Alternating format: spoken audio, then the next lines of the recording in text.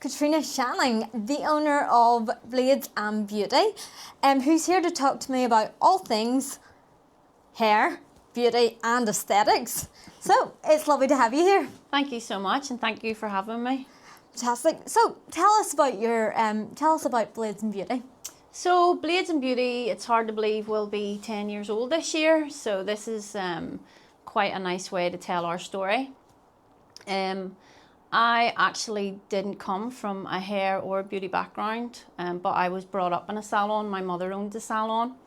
I worked in the health service, and I worked in a personal assistant role to people that were in mental health. And then I got an injury and I found myself opening a salon, because who else would be able to tell me the best way to do it apart from my mother? Yeah, you grew up with it, so you knew exactly what to do. Yeah, and who to bring in.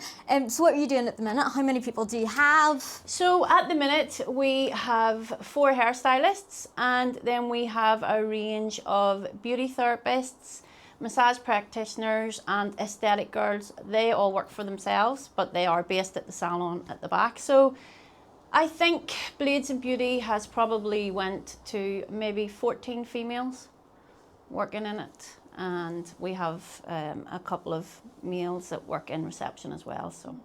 So it's good that you have both men and women, because it means that men aren't scared to maybe come in for their beauty treatment. Yeah, that's it. Yeah. So we also have some beds as well, and yeah, it's just a really lovely, warm working environment, and I'm so lucky because the seniors have been with me from day one. So, and that usually doesn't happen. They've been with me from I opened. And why do you think? What makes them stay? Why do you think they love it so much, and what makes you different from every other? I think one of the most important things is that I learned from a very young age, because I come from a business family, is that one of the main structures in business is to be able to afford to employ good staff, to be able to have the right positive mental attitude and keep that staff, and to be able to keep the atmosphere warm and friendly, and try and make work as enjoyable for everyone every day as you can. Because at the end of the day, most of us spend half our lifetime in work. So very true, and most people spend most of the time thinking about going out and getting their hair done, beauty treatments. Yeah. Yeah. So do you have flexible hours?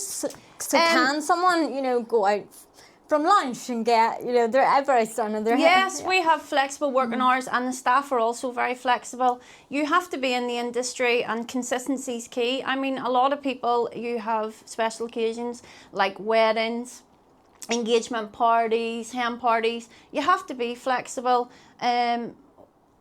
when you're in the hair or beauty industry, because people want to get ready usually in the early hours or late at night, so you have to be flexible, and my girls have been very good that way.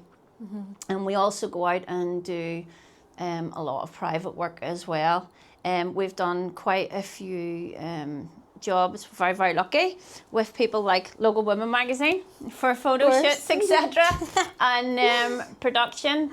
And I think people really do underestimate the extent and the chances that you can have in Northern Ireland to help your brand within them areas. When I first started off 10 years ago, you didn't really have the chance to do hair and makeup or cosmetology in big production or big magazines as much as what you would have now. So anyone coming into the industry now, I would definitely say to them to go towards that criteria, and it definitely helps build up your brand, and it definitely helps build up brand awareness, and that's something that we did very, very on at Blades and Beauty, and it really, really did help.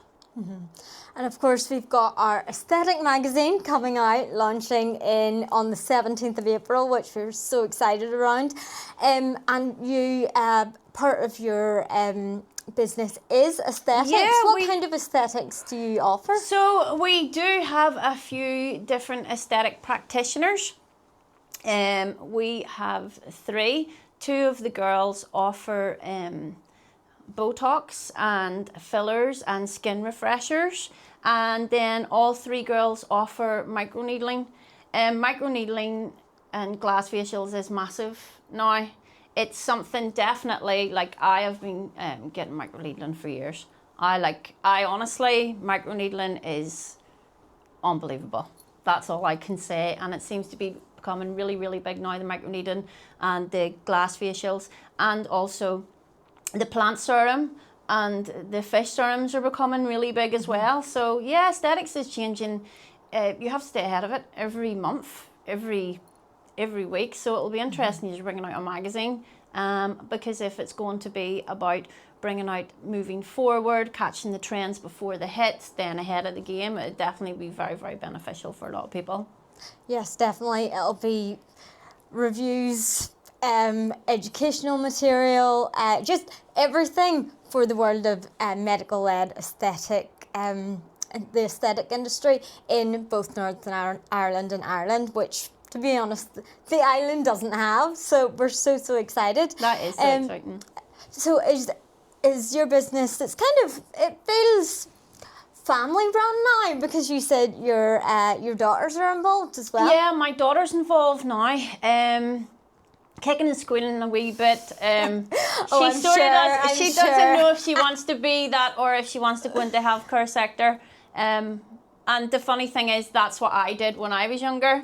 Because as I say, my family was all in the business, and I was like, no, I want to go and work in healthcare. So we'll see where it goes with that.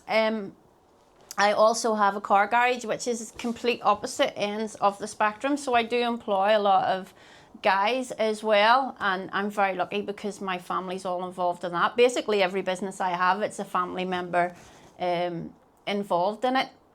And I think a lot of people will say to you, never work with family in business. And I left the trust 10 years ago, and it seems like yesterday, but it seems like a lifetime ago. And I've managed to set up 2 really successful businesses within a 10-year period. And I can honestly say that if it wasn't for the help and wisdom of my family, there is absolutely no way that I would have been in that position.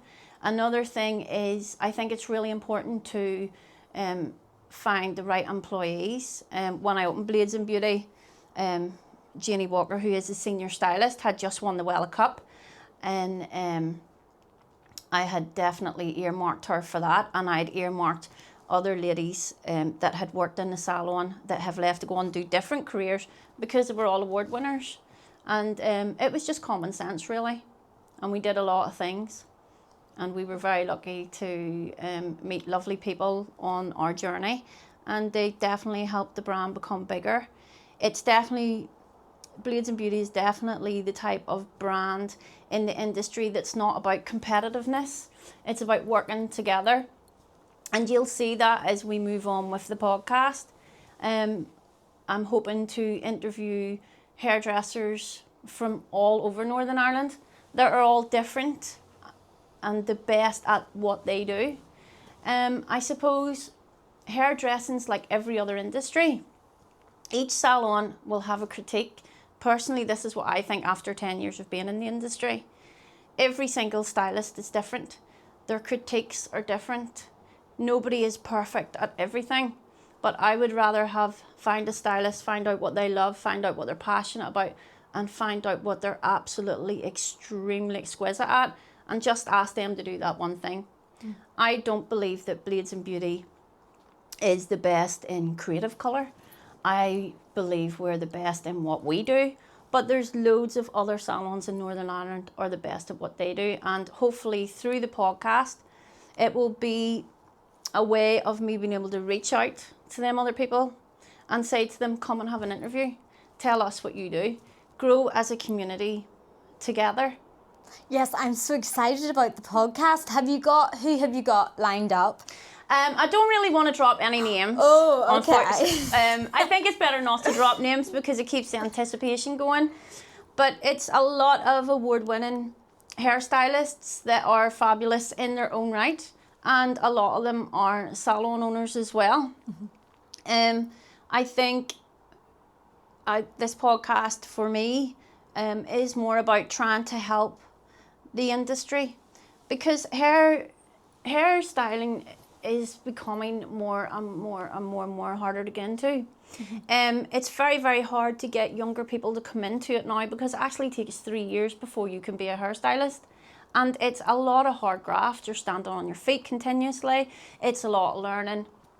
And it is harder and harder for people to get placements with the way businesses are moving forward and the way apprenticeships and everything is moving forward. So I think it's going to be a good way to reach out to help enthusiastic younger people if they want to come on board and have apprenticeships. Because then if we're doing a podcast with different stylists and different salons, then each young person that dreams to being a hairdresser can say, that sounds more like the salon I would love to be an apprentice in. So hopefully that'll work. And do you provide apprenticeships? We've done apprenticeships in the past. We've actually got apprentices that we employed and have actually been award winners, which has been fabulous. And I think that's another thing that we all need to understand is, if you're passionate in your industry, and I don't think it really matters what business industry you're from, but if you're passionate about your business, everyone needs to give young people a chance. Everyone needs to give young people a chance to grow, because if it wasn't for the women and men that helped me grow when I was younger, I wouldn't be in the position I'm in. So I think it's really, really important to give back. Yeah, because I know some session stylists who moved to London and, now do celebrities' hair. They started off in their local hairdressers, and because of the mentorship they got there, it stands them in good stead for, growing in the industry and, just growing in themselves as well. Completely. Cosmetology is massive in Northern Ireland. Something that I used to do a long time ago was I would have worked in fashion weeks. That's always fun. It was an experience. One of the things that we did do years ago is we had definitely the blessings to work with a lot of models that are quite famous in the diverse movement now, and somehow, somewhere, I was so lucky that I was actually the first woman to put them on a catwalk. So I've had loads of people that I've seen gone into cosmetology. They've went and they've worked with big names, and they've done mind-blowing things, and I've done that in my career too. So I mean, cosmetology is a way to get into fashion. It's a way to get into production. It's a way to get into different walks of life that nobody could ever really imagine.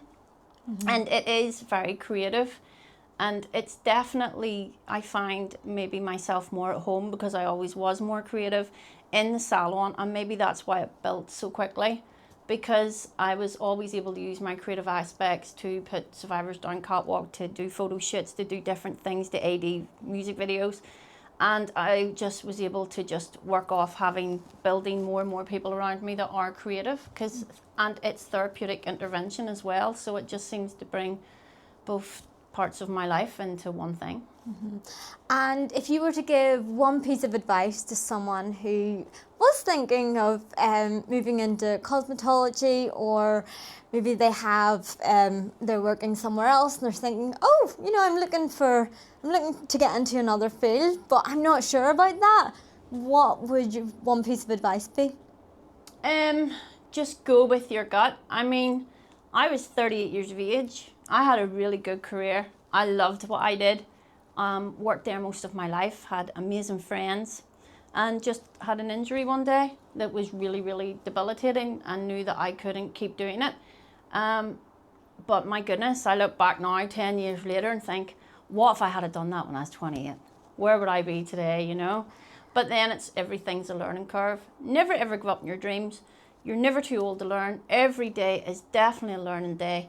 And do what makes you happy, because you spend half your life in work. Well, thank you so much, Catriona. I really appreciate you coming on today. Thank you. And I'm really looking forward to working with you and bringing other stylists and other people from the industry to do a podcast. And thank you for helping this industry, and thank you for helping strengthen it in the future.